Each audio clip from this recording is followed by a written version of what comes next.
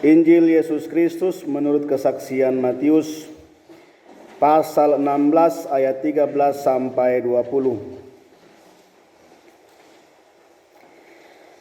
Setelah Yesus tiba di daerah Kaisarea Filipi, ia bertanya kepada murid-muridnya, kata orang, siapakah anak manusia itu? Jawab mereka, ada yang mengatakan Yohanes Pembaptis, ada juga yang mengatakan Elia, dan ada pula yang mengatakan Yeremia atau salah seorang dari para nabi. Lalu Yesus bertanya kepada mereka, tetapi apa katamu? Siapakah aku ini? Maka jawab Simon Petrus, engkau adalah Mesias, Anak Allah yang hidup. Kata Yesus kepadanya, berbahagialah engkau Simon bin Yunus, sebab bukan manusia yang menyatakan itu kepadamu, melainkan Bapa-Ku yang di sorga. Dan aku pun berkata kepadamu, engkau adalah Petrus, dan di atas batu karang ini aku akan mendirikan jemaatku, dan alam maut tidak akan menguasainya. Kepadamu akan kuberikan kunci kerajaan sorga. Apa yang kau ikat di dunia ini akan terikat di sorga, dan apa yang kau lepaskan di dunia ini akan terlepas di sorga. Lalu Yesus melarang murid-muridnya supaya jangan memberitahukan kepada siapapun bahwa ia Mesias. Amin. Selamat pagi untuk kita semua. Dari 4 bacaan kita akan merenungkan Matius pasal 16 ayat 13 sampai 20. Ini masih bagian dari pembacaan minggu lalu. Jadi setelah Tuhan Yesus mengajar banyak orang, menyembuhkan banyak orang, ada begitu banyak orang yang berbondong-bondong mengikuti dia dengan banyak maksud, banyak tujuan. Setelah itu Yesus membawa murid-muridnya 12 orang itu ke tempat yang terpencil, jauh dari keramaian, jauh dari banyak orang, hanya mereka saja 13 orang. Dari Tuhan Yesus dan juga murid-muridnya 12 orang. Di daerah yang namanya Kaisarea Filipi.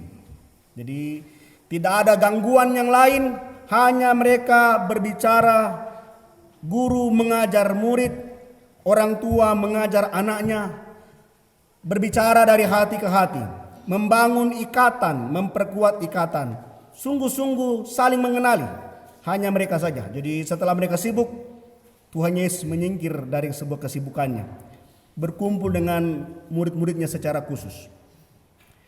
Nah, pertanyaannya, kenapa di Filipi, kenapa di daerah Kaisarea? Ini bukan daerah Yahudi, ini daerah terpencil yang jauh. Kenapa Tuhan Yesus memilih daerah Kaisarea? Di Filipi ya ada penduduknya, tapi bukan orang Yahudi. Di Filipi ada banyak berhala dan dewa-dewa. Di situ ada kuil yang dibangun untuk menyembah dewa Baal kuno. Jadi dewa Baalnya itu berkepala kambing. Jadi kalau lihat ada film-film terus ada orang kepalanya kambing, itu dewa Baal kuno. Namanya dewa Pan. Jadi ada kuil yang dibangun khusus untuk dewa Pan. Ada kuil yang besar di situ dengan marmer putih untuk dewa Kaisar. Jadi Yesus bawa murid-muridnya di Filipi. Di Filipi ada banyak dewa-dewa. Dengan demikian Tuhan Yesus sengaja, ini sebuah kesengajaan yang Tuhan Yesus tampilkan. Yesus berdiri di antara dewa-dewa orang-orang di dunia ini. Yesus menempatkan dirinya dengan latar belakang agama-agama dunia dan sejarah dunia dengan segala kemegahannya. Supaya orang lihat, murid-muridnya lihat, siapakah Yesus sesungguhnya. Nah, kalau kita baca dalam terjemahan aslinya, ya kalau kita yang memang rajin membaca Alkitab, kata aslinya berbunyi begini, pertanyaan Tuhan Yesus. Kan kalau dalam Alkitab kita dikatakan, menurut kamu siapakah anak manusia? Itu dalam bahasa yang kita baca. Kalau bahasa terjemahannya yang lain bilang begini, siapakah aku ini, kata orang, anak manusiakah? Jadi to the point, langsung, bukan seperti apa kata orang Toraja itu disimba-simba kan, apa? berbelok-belok, tapi dia langsung, menurut kamu siapakah aku ini? Anak manusiakah? Nah, anak manusia itu gelar untuk datang, untuk dia yang datang dari sorga, gelar untuk Allah. Nah, pastinya Bapak Ibu Saudara-saudara, kalau orang Kristen ditanya sekarang, apakah atau siapakah Tuhan Yesus itu? Jawabnya, Yesus, Tuhan dan Juru Selamat. Kita pasti semua menjawab itu. Semua orang Kristen, bukan saja Gereja Toraja. Dan Gereja Toraja dengan tegas mengatakan Yesus Kristus itulah Tuhan dan Juru Selamat. Kita senang mengatakan dan percaya dengan sungguh mengatakan Yesus itu Tuhan. Tapi jangan lupa Yesus juga nabi. Dia nabi. Nabi yang mewartakan penghakiman kepada dunia yang tidak percaya. Dia Tuhan yang membawa dan menolong orang dan memberkati orang, memberkati umatnya. Tapi menjadi bertolak belakang kalau kita mengatakan Yesus itu Tuhan dan Juru Selamat, tapi banyak orang tidak mau dipimpin hidupnya oleh Yesus Kristus. Banyak orang menolak hidupnya dipimpin oleh Yesus Kristus. Jadi hanya sekedar mengaku Yesus itu Tuhan, tapi hidupnya sepertinya tidak dipimpin oleh Yesus Kristus. Kalau persoalan keselamatan kita percaya Yesus bisa menyelamatkan. Tapi pertanyaannya bagaimana dengan kehidupan kita sehari-hari? Perbuatan kita sehari-hari apakah berdasarkan tindakan dan percaya kita kepada Tuhan? Waktu Yesus bertanya kepada murid-muridnya, kata orang, siapakah anak manusia atau siapakah aku ini anak manusia kah? Saya kira pertanyaan yang sama juga akan jatuh kepada kita. Siapakah Yesus menurut kita? Tapi kan juga banyak orang berkata Yesus itu Tuhan. Karena bilang Pak Pendeta Yesus itu Tuhan, maka kita percaya Yesus itu Tuhan. Setiap hari kita mendengarkan khotbah Yesus itu Tuhan, maka kita percaya Yesus itu Tuhan. Karena kita mendengarkan dan membaca Alkitab mengatakan Yesus itu Tuhan, maka kita percaya Yesus itu Tuhan. Pertanyaannya secara pribadi, siapa Yesus? Siapa Yesus bagi kita secara pribadi? Ini yang mau dibersihkan Tuhan Yesus untuk murid-muridnya.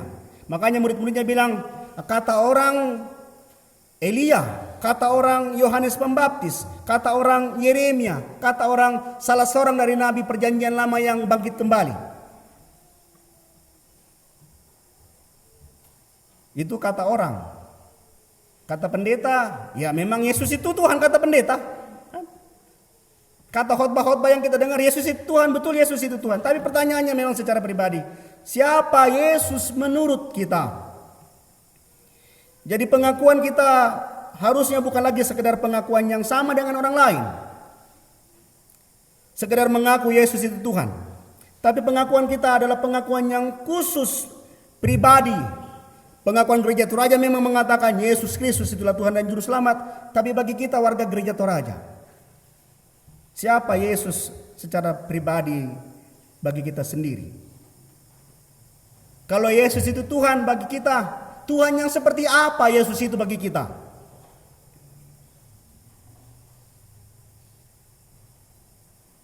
Siapa Yesus dikala kita bergumul dengan penyakit? Siapa Yesus ketika kita bergumul dengan pekerjaan? Siapa Yesus ketika kita bergumul dengan keluarga kita? Siapa Yesus ketika kita didera dengan berbagai macam persoalan? Siapa Yesus? Apakah Yesus hanya menjadi Tuhan kalau hari Minggu? Setelahnya itu tidak. Ini yang kemudian dicari Tuhan Yesus untuk murid-muridnya. Makanya dia berkata, tetapi kamu, siapa aku ini menurut kamu? Petrus menjawab, engkau adalah Mesias, anak Allah yang hidup. Jadi bagi Petrus, Yesus berbeda dengan ilah-ilah. Tidak sama dengan ilah-ilah. Ilah-ilah manapun itu tidak sama. Petrus mengaku bahwa Yesus berbeda dengan nabi-nabi. Nabi manapun itu tidak sama. Bukan Yohanes, bukan Yeremia, bukan juga Elia. Yesus adalah pribadi yang berbeda. Dia adalah Mesias, anak Allah yang hidup. Nah, kata Yesus, ini bukan sebuah hanya pengakuan yang benar, tapi memang sungguh-sungguh pengakuan yang jujur. Kalau kita mengaku bahwa Yesus itu Mesias, anak Allah yang hidup, maka kita percaya hidup kita diatur dan ditentukan oleh Kristus. Dan pengakuan itu bukan muncul karena kita tahu. Ingat, pengakuan muncul bukan karena kita tahu. Allah berkata atau Yesus berkata kepada Petrus, sesungguhnya bukan kamu yang mengatakannya, bukan kamu yang menyatakannya, tapi Bapakku yang di sorga. Jadi bukan pengetahuan yang membuat kita mengaku Yesus itu Tuhan, bukan pengetahuan kita, tapi pengalaman kita setiap hari. Kita sadar bahwa tidak ada kebenaran yang lain selain daripada kebenaran Kristus.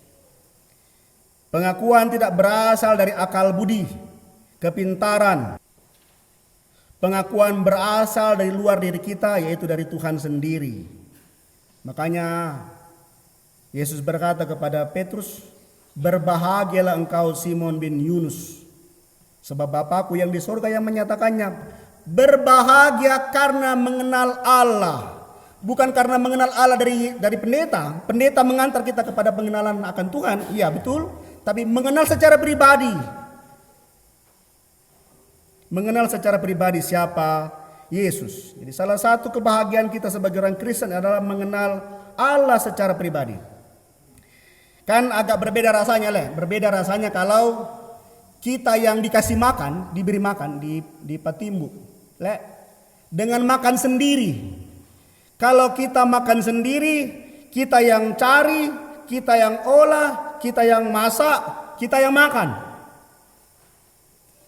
Kalau ditanya pemancing, kira-kira lebih bagus mana mancing ikan dengan pergi beli ikan saja di pasar? Yang biasa pergi mancing. Mancing Karena ada kenikmatan sendiri kalau kita mancing dibandingkan tapi pergi Bang Ming. Gampang itu beli ikan di pasar. Gampang. Tinggal cari uang, pergi pasar, selesai. Apalagi kalau laki-laki yang ke pasar kan tidak perlu baku tawar-tawar. Itu bagusnya laki-laki. Kalau ke pasar tidak pernah baku tawar. Berapa nak bilang penjual, pun nak beli saja. Itu laki-laki. Kalau perempuan itu ditawar sampai rendah-rendah. Biang antara ini untungnya salawi jibu kasihan, salawi untungnya. Nah, berbeda kondisinya kalau kita mancing sendiri dengan kita beli. Sama dengan Allah. Berbeda kalau kita kenal sendiri dengan diperkenalkan.